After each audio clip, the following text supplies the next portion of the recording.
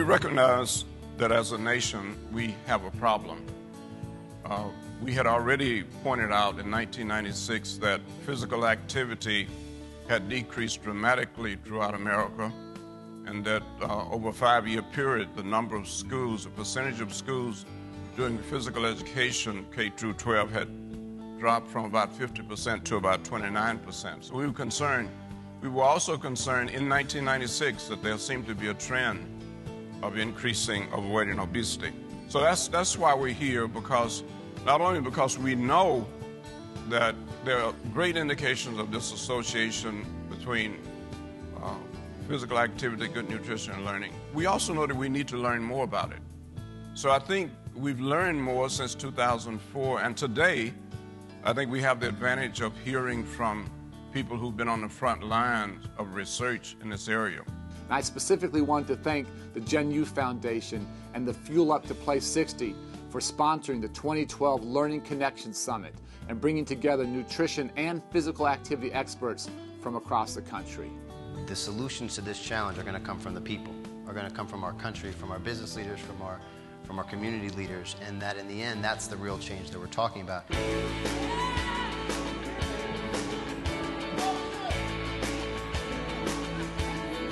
The interaction that we're having with the partners that we have here, the people that help put on this summit, and just the interaction between the kids and between the adults is just phenomenal. We couldn't do this without the partnerships. I mean, like the NFL partnership, for example, these NFL players that are here today, they have created the excitement, the spark. They have the interaction with the kids. They're keeping them engaged. And this program is so much based around starting habits in kids at a young age, you know, and that's what so much of it's about. When you start habits, when you build a certain routine, it's easier to stay with that. So if we can generate that with our kids at a very early age, that's what I'm trying to do every day at home.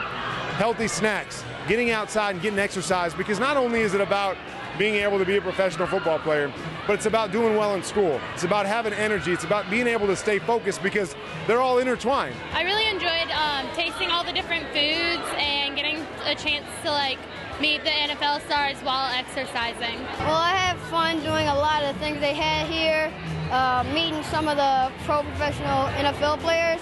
I had a great time. What GYF is doing is just amazing, because it impacts kids and adults in the communities. I think I could take a lot of ideas I've learned at this expo and take them home and take them at my own school and, teach other kids how to eat healthy and get active for 60 minutes a day. Definitely ideas will come out of it, and so it's up to us to make sure that actions are taken on those ideas. As you're sitting at your tables, you're going to find that the person sitting next to you could be someone from education. It could be someone from nutrition. It could be someone from the fitness world. It could be someone from corporate America. Overall, and you've seen it today, and it was on show yesterday as well, this convening power and what GYF Foundation has done to bring together these groups to talk about the ideas, to exchange those ideas and move this forward. What really came out of the meeting yesterday was a commitment from everyone in that room to share their knowledge, to share their ideas, take these best practices forward, and begin a journey of dialogue and action together.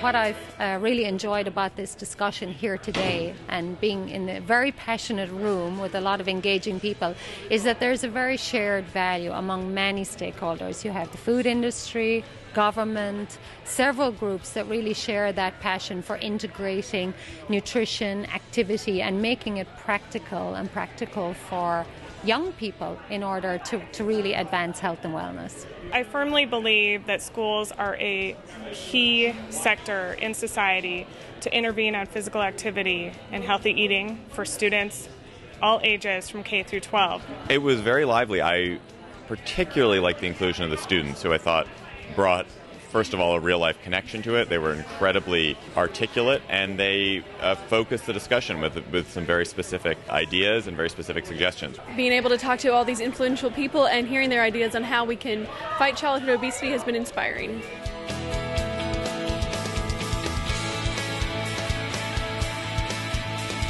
There's a lot to be communicated back and forth about how to leverage investments people are already making, how to leverage government investments in healthy food, how to make the private sector and the public sector work better together. What I'm going to take away from this moving forward is the connections. The connections I made today and the opportunities I'm going to have tomorrow. Not one of us can do this. It's going to take all of us working together to make a difference for kids. Everybody comes with an idea, with just brilliance that can make a difference. Now we need to work together to eliminate duplication and make sure that we're being efficient and effective and making real change. The notion that we're going to leave a country and leave an opportunity for kids to live better lives than we were given is fundamentally at stake here. The kids today are our nation's future. They are the people who will be making our policies, leading the students and teaching them as well. And they need to be healthy to do so. But they need your help. Give them your time, and just for a few minutes every day, go outside and play with them. Give them your advice, and let the life you live be an example for all the students. And most importantly, support them. Just a little bit of encouragement can go a very long way. The value of what these students are doing, the value of what the adults are doing, has a tremendous impact. And I'm sure beyond the obvious benefits of having better options in school for food. You know, there is something happening when 73,000 schools sign up for Fuel Up to Play 60, a program like that. Unprecedented numbers. Something is happening when 11 million kids stand up and say they want to be a part of something. In the first year, it was kind of hard getting kids involved after that because they were still kind of unsure how to feel about the program, but it was kind of more of a learning and preparing year. So for the next year, we had a pledge table before the assembly where kids could go and sign up to eat healthy and get active and for 60 minutes every day. And they could also sign up to be a part of our team. For our grab-and-go breakfast, the Fuel Up to Play 60 committee, as well as some of our friends, packed over 1,100 breakfast bags to be delivered to the student body. Students got a healthy breakfast consisting of a low-fat cereal bar, a string cheese, and a small fat-free muffin. Students also got to choose a drink with their breakfast, which was either white, chocolate, or strawberry milk. We had nothing but positive responses. In fact, the breakfast bags were even put on the breakfast menu at the school for students to purchase. If you look at the literature, it basically suggests that time spent being physically active doesn't detract from academic achievement. And in fact, there's some examples that would suggest that it actually would help academic achievement. If you increase physical activity, you have the opportunity to impact health. You also probably have the opportunity to impact academic achievement. Breakfast does matter, and school feeding programs in particular reduce the risk of adverse external environmental factors. They support good nutrition, and they're associated with improved learning and behaviors in school. Our administrators and our teachers understand the importance of school breakfast because amazingly every year about test time, they'll go to folks in the school nutrition arena and say, would you make sure that every child has a good breakfast during test week? Well, just think of what would happen if every child had that healthy breakfast each and every day. One of the most important things to me as we take a look at our programs is that it's foods kids like, because that's what's going to get them there, that's what's going to make it cool to eat at school.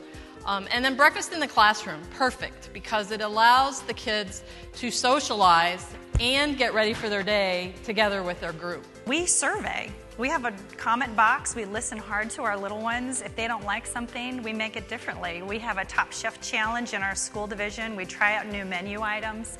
We get them engaged. They have poster and video contests. We have nutrition clubs. It's not about our convenience. It's about service of and for kids.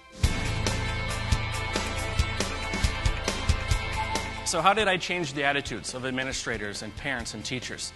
Well, you have to demonstrate to your peers, to your colleagues, that your program is outstanding and it's relevant and it needs to be embedded into the classroom as well as the school. When we provide an excellent fresh fruit and vegetable bar to students on a daily basis. And we promote, as Kyle was talking about, new opportunities, new taste opportunities for students. They will avail themselves of those opportunities. So, I'm going to just cut up some bananas, and how easy is this? And the thing is, if you make it convenient, and this is all about the grab and go, if you make it convenient for people to have, they will grab it. I think the other thing is kids really eat with their eyes. So if we can present it to them colorfully, they'll try anything. Do something. Start. Once you do that, you do it well, celebrate it. And success will breed success, and you can do more. Now switch it up. 1, 2, 3.